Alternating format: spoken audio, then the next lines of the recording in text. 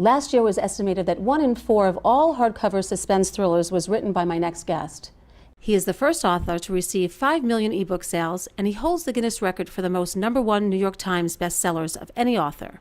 He is James Patterson. He is also the current best-selling author in the young adult and middle grade categories.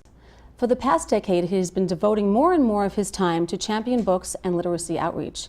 You may know him for his Alex Cross mysteries, but today he wants us to know him as the man who gets kids reading.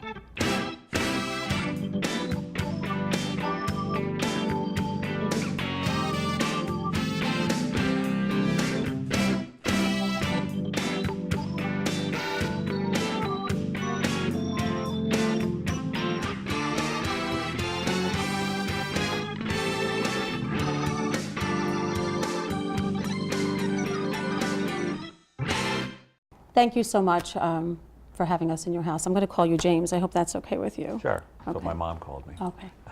Well, your home is absolutely beautiful, and I know you're here in South Florida now pretty much year-round. Is that? Yeah. So we're here almost all year, right? Yeah. Mm-hmm. So you are a neighbor. And hopefully a good neighbor. You are a good neighbor. And you restored this home. How long did that take you? It took 18 months, which actually was a miracle because this thing was a wreck. You know, from the outside, it's sort of obnoxiously big, but inside, as you can tell, it's just gorgeous in terms of the ocean views. Yeah, and you and your wife, Sue, really did that a lot on your own. Oh, well, yeah. Well, I mean, less than a marriage or whatever, successful marriages, there is nothing in this house that we didn't agree on. Every knob, every doorknob, we said, yeah, that's good. And if we didn't agree, we didn't do it. Well, so then you're life partners because you got through it. Yeah, we are life partners. And you have a son, Jack. We do. And certainly he's growing up. 14 years old. He's 14. Yeah. And he's a great kid, huh? He's a very nice boy. So far, so good. And we're taking lots of pictures so that when he turns bad, we'll have the pictures to look at. To remember. Yeah. Well, he certainly is growing up differently than you have. Yes. Your humble beginnings. Let's talk a little bit about that. My humble beginnings. Well, when I was younger, I was small. When I was a baby, I was little.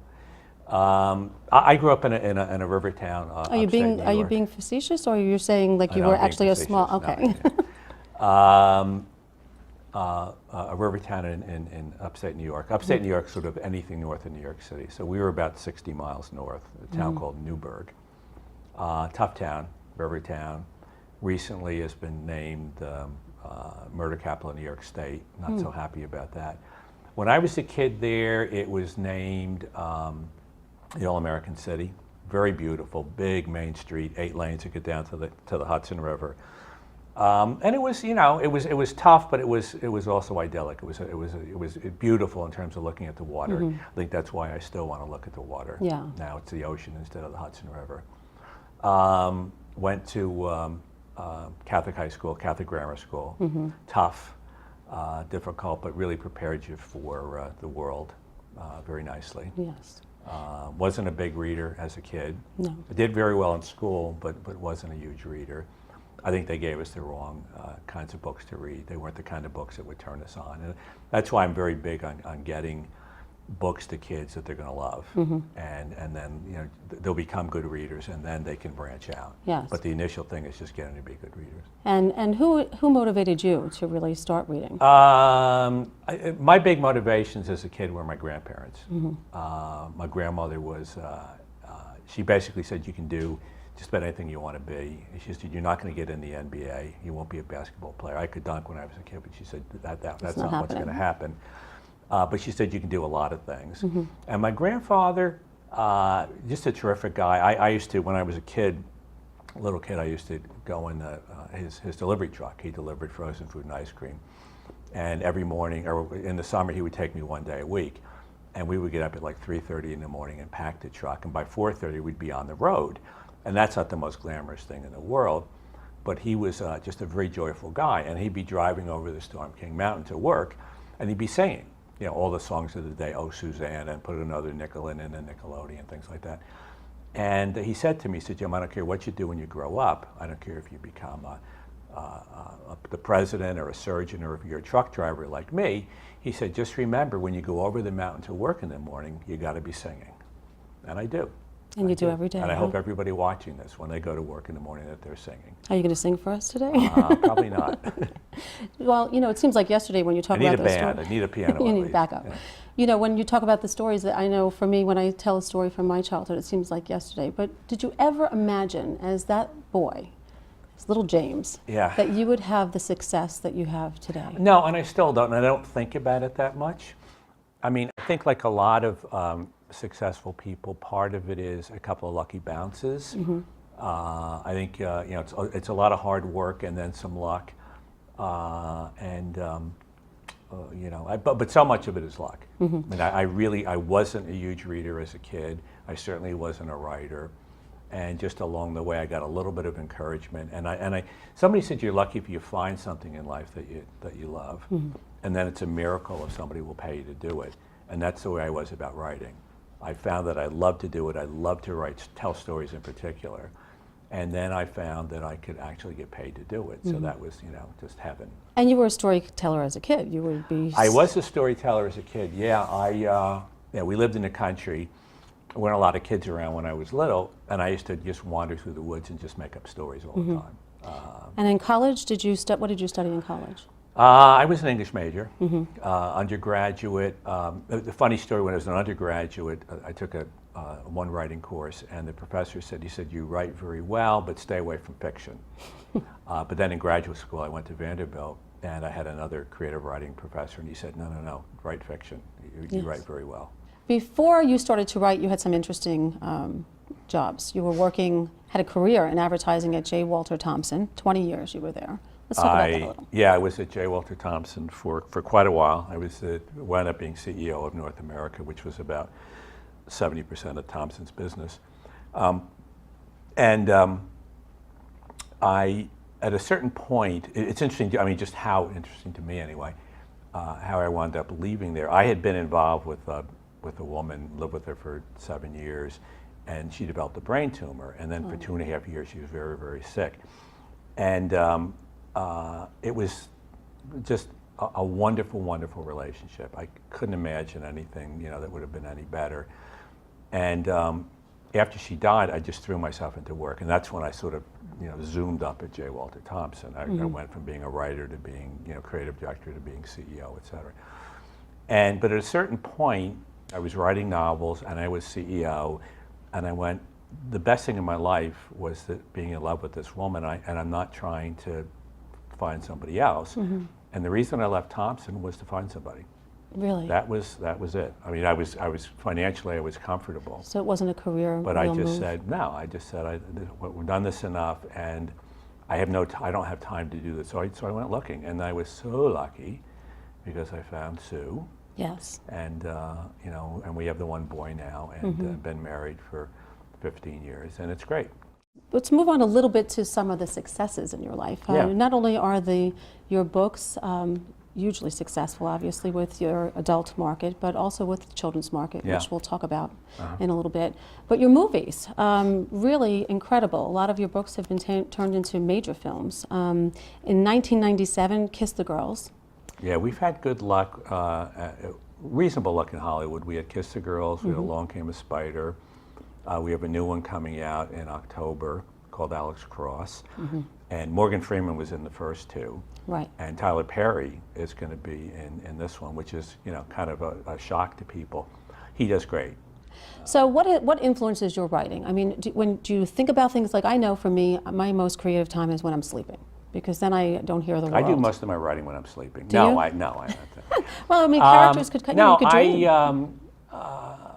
as I said, I love to do it. Michael Connolly, who's a very good mystery writer, said that what happens in Jim's books is that every single scene is written to move both the plot and the character forward, every single scene, and to turn on the movie projector in our heads. And I think actually the kids' books are the best of all, and I think they are approaching significance. Especially, I mean, Maximum Ride is a really good series. And this series that I'm doing, this middle school series, starting with middle school, the worst years of my life, and then the recent one, the new one is middle school, Get Me Out of Here. And they are, once again, they're very funny, They're very good stories, and they're surprisingly emotional. Yes. When we took them out to Hollywood, and we just sold them into Hollywood, that series, and every studio they went like, this is very funny, and we can't believe how emotional it is. Now, did Jack influence you, your son Jack influence you, having a son really make you want to write children's books, or what really got you started? I think there were two things. One, the fact that I had a son, and that I was watching his reading or not reading, and his friends. And I also, at that point, I had an agent who had kids, and she said, you really should write kid stuff, because that pacing is what kids need and love to read. And my own theory about getting kids reading, and I'm sure we'll get into this some more, but is the more they read, the better they get at it. And you have to give them books that they're going to gobble up and then ask for another one. Right. If you don't do that, you are shortchanging your children, and we'll go into that farther. Yes. But I love writing the kids' books more than the adult books at this stage, and I think I'm better at it. I think it's just more in my wheelhouse, because it's kind of all imagination. Right, right. I love the kids' stuff. This series, Middle School, I think is really a classic. And if you have kids and you're watching, or grandkids or whatever, if they're either pre-middle school or middle school or just got out of middle school, in middle school, the worst years of my life. I mean, kids love it. So let's talk about your children's series. How you got started with that, why it's important for you to be doing that at this time of your life. Okay, big picture, and relevant to most of the people that are watching.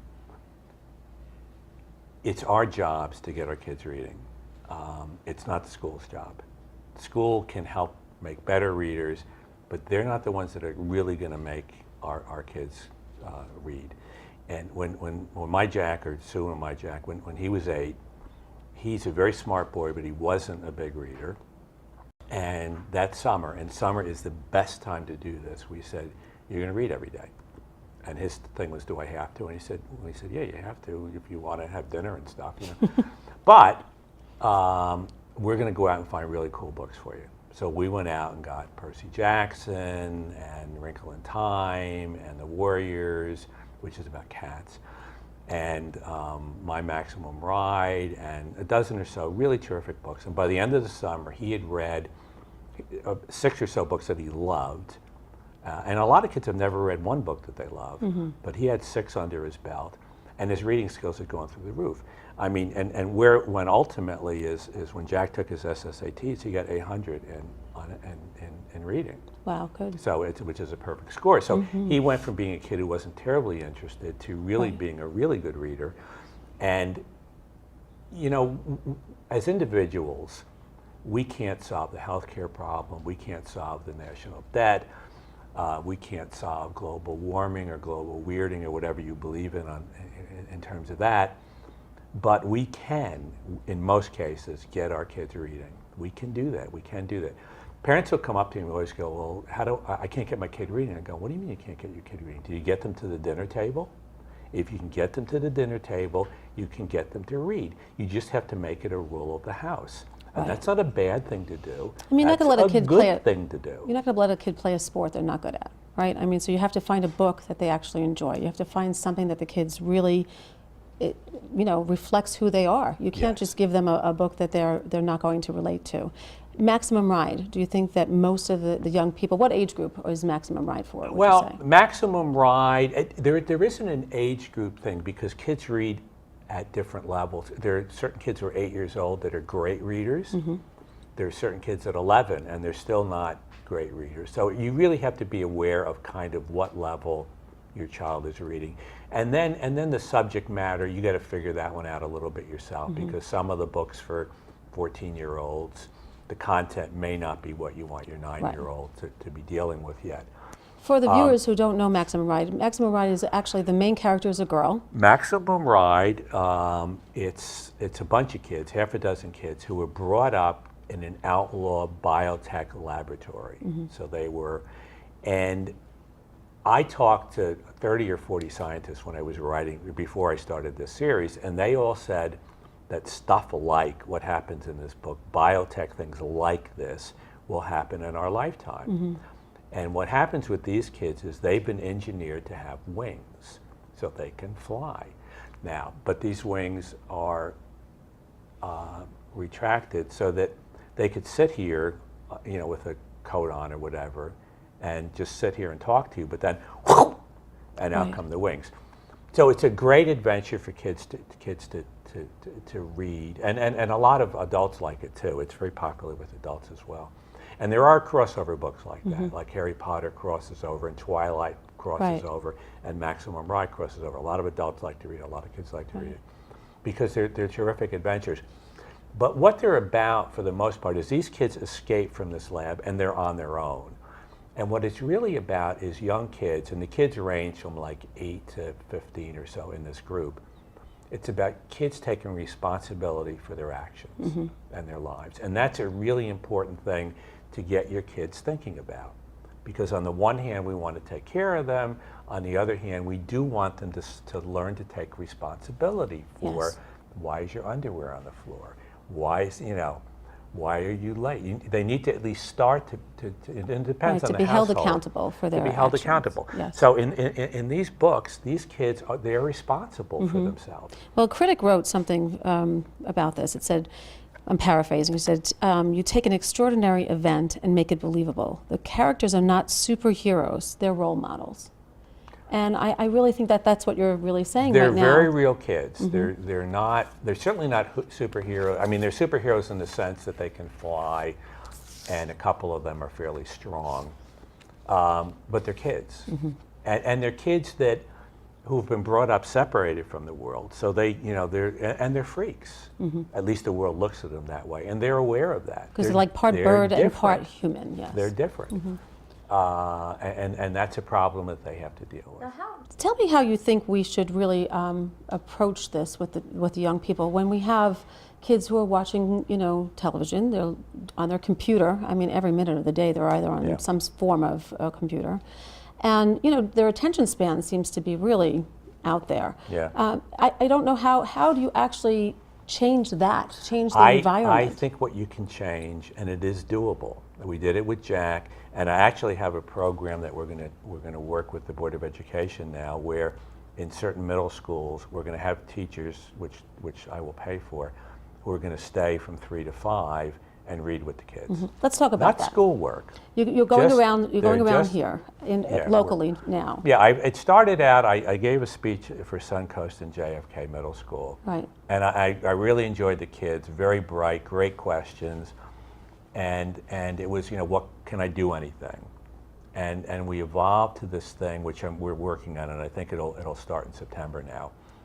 We're in from 2 to 4 schools. Because we want to make sure it works. We want to get the kinks out of it before we. We'll have 1 to 3 teachers who are going to stay. They'll be there 5 days a week. Just to and we will bring in 500 to 800 books, magazines, papers, whatever, into each of these, wherever they're going to have, whether it's going to be a library or classrooms. And just encourage kids to stay from 3 to 5 and read. Right. They don't have to read the school books, just stuff that's going to turn them on. And what will happen is, the more kids read, the better they get at it. I'll go into schools and I'll say, who likes soccer? Yeah, we all, Okay, better now or 3 years ago? We're better now. Why is that? Because we play a lot. Okay, it's the same with reading. Yes. If you read a lot, you get better at it.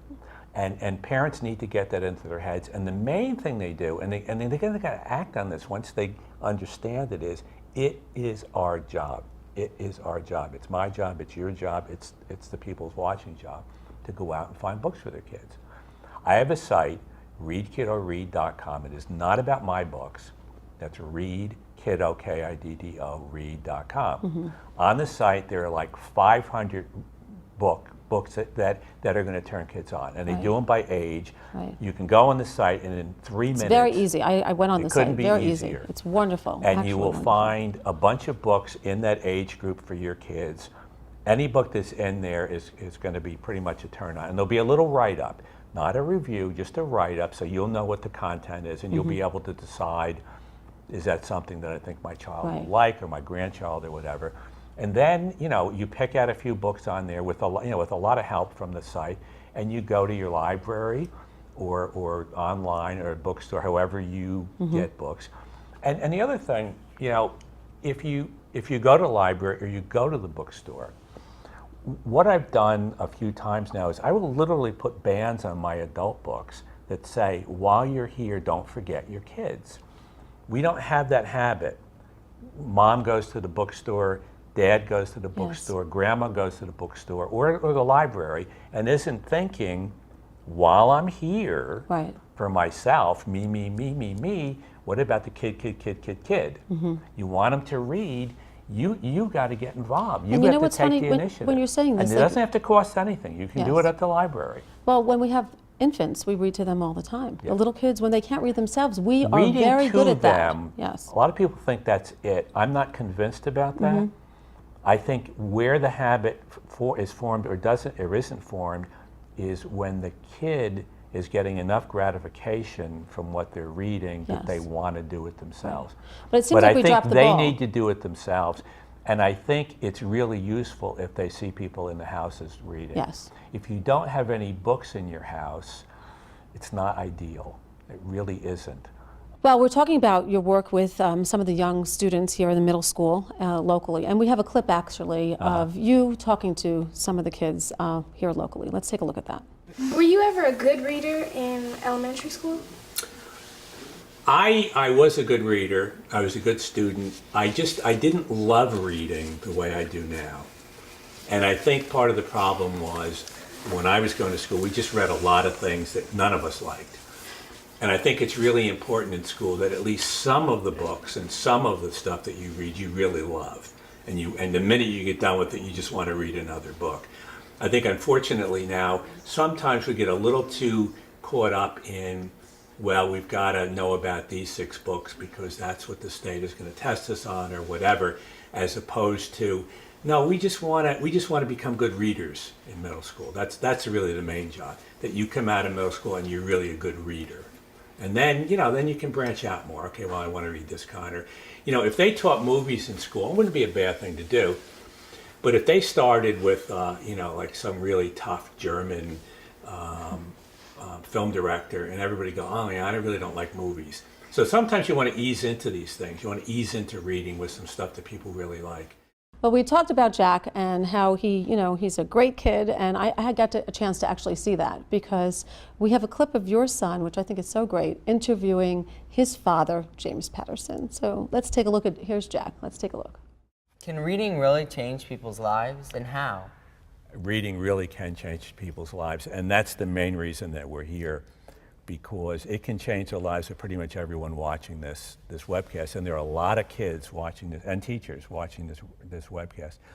And what you have to understand is, one, the more you read, the better you get at it. And the better you read, the easier school is going to be, the better person you're going to be, the more interesting person you're going to be. And ultimately, the more choices you're going to have in life. How did you feel when Jack actually interviewed you? How did that make you feel? He's interviewed me a few times. And the first time he did it at the school for their, and he sort of did a Will Ferrell. So Dad, which was pretty funny. This time he had to be a little straighter. This webcast, and I think this is another kind of important thing for schools. This webcast went out, 90,000 kids saw it the first day, and they're continuing to show it to more schools. And I think that idea of bringing not just James Patterson, but terrific scientists and doctors and whatever into the schools in this way is, in terms of webcasts. I mean, you could, in any school you could do 2 or 3 of these a week. Right. And kids could meet people that they could never meet in real life. So I think this is a real valuable tool. I think your work in our community is really incredible. I mean, I know you love giving back. I've read that about you, and I think that your life has been so full that it's wonderful that you're taking the time to Well, we're really starting, devote this to and we're us. going to do a lot more. I mean, I'm committed to, insofar as I can help. It's always seemed to me that because of the wealth in particular in this town, Palm Beach, that we can do great things with education in Palm Beach County. And if we do it, it becomes a model for Florida. If you can establish really high reading levels. If we could ever create a science high school, which Yes. I think every county should have a science high school, because you want these kids that are brilliant in science not to have that glass ceiling. Exactly. You want them not to have to sit in classes where half the class is really going to kind of hold the other kids back. So and then you want that high school to also, in addition to letting them flourish in the sciences, you want there to be enough of the arts so that they become balanced and complete individuals.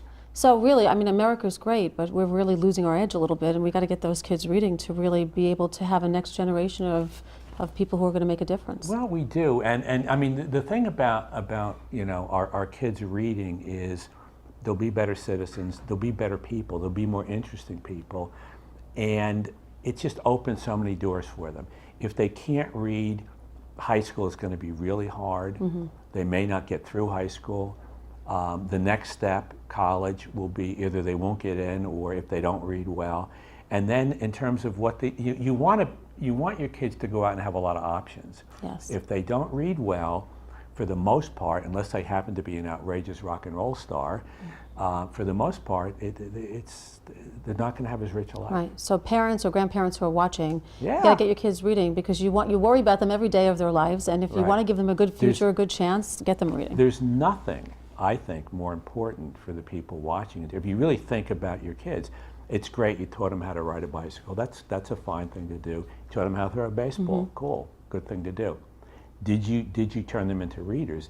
If you didn't, in my opinion, you're really shortchanging them. Because I think it's probably the most important thing you can do, that they leave your house as good readers. Thank you for spending time with us, and we look forward to hearing more about some of the things you're doing. We'll catch up with you after the summer. Okay, great. Okay, thank you so much. Thank you.